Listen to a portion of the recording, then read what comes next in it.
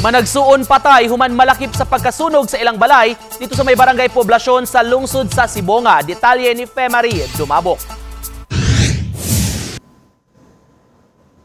Maayong pagkapaig sa managsuong Jeronimo sila si Fernando Jr., 26 anyos, ug ang iyang manghod nga si Kyle, 25 anyos.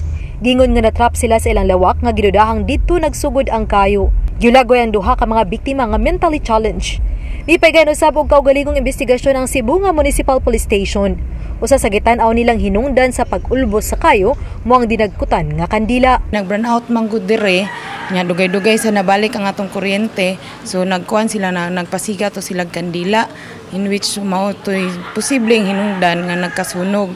Tas ang inahan ug ang uyuan diri sa pikas kwarto, so naibawan lang nila mga 2 kapin, mga 2 siguro nga init na nanay sunog ba, so gitried sa uyuan nga save. Nakaangkon usab og paso sa iyang likod ang uyuan sa mga biktima kinsa misway unta sa pagluwa sa managsuon. Samtang ilang gidudahan nga posibleng tungod sa cellphone sa usa sa mga biktima nga gihimong flashlight ang hinungdan sa pagkasunog. Kay matod sa inahan nga si Lilibeth nga wala sila magdagkot og kandila. Wala man siya magdagkot og kandila kay wa may kandila. Kuan ra to, ang ako ra gyud kuan kay short circuit. Kay ni brown out man to ni kalit og siga. Nya kuan ako nadunggan nga nitawag akong anak. Ni yon siya nga ma ana. Girekomendar sa kapulisan nga ipahubos sa autopsy ang mga lawas sa biktima apan mihukom ang inahan nga ilahos na lang sila sa paglubong.